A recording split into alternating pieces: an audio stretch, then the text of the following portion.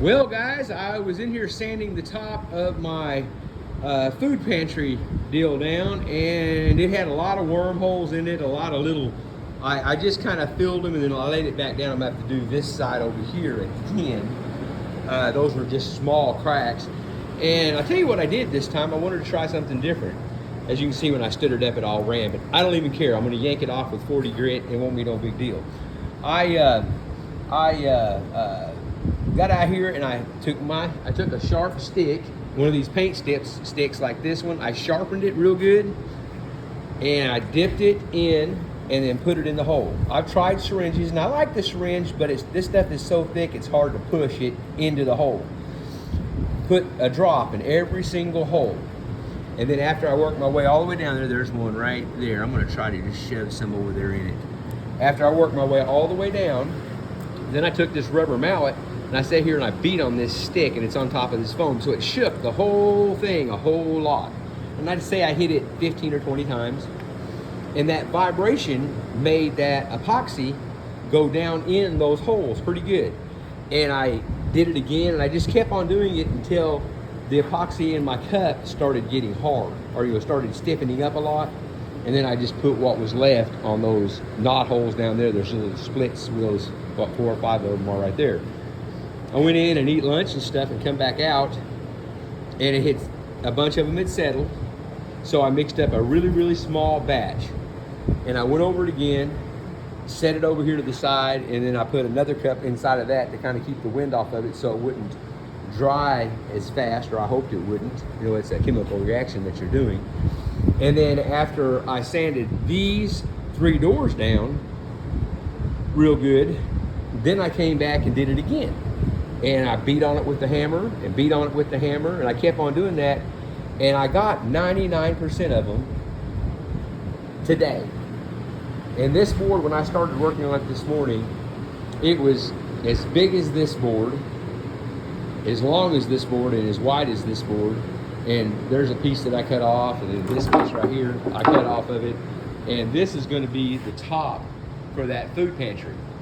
I'm pretty much done with it except for the epoxy work that I'm working on right now. Whenever I cut this end off, I checked the moisture, and it's been raining a ton here and stuff, so I know it's not going to be real accurate. But the moisture level was at, I believe it was at 14 even. But I bet the humidity today is probably in the 80s or 90s, something like that. So I'm not even going to count it. But I cut it off in about 20 minutes. I checked it in the end. But it filled them in pretty good. Like I said, I saw that one just a second ago. But after I got through with that, I went in and eat, come back out, did it again, sanded those 3 doors down, did it again. So that's 3 or 4 times today that I put epoxy in these wormholes, and 1 time on this edge right here. And I got all this sanded down. I really wasn't even planning on putting epoxy on this, but the knot holes and a couple of little, like for my brad nailer, there's a few of those. There's a knot hole right here, and well, you can kind of tell. And this one right here is the biggest one, and I'm gonna have to do it again. I kind of got a feeling I put tape on the back of it. I got a feeling it's leaking out. And then there's a little split right there I'll have to do again. But anyways, this is gonna be my food pantry, and that's gonna be the top for it.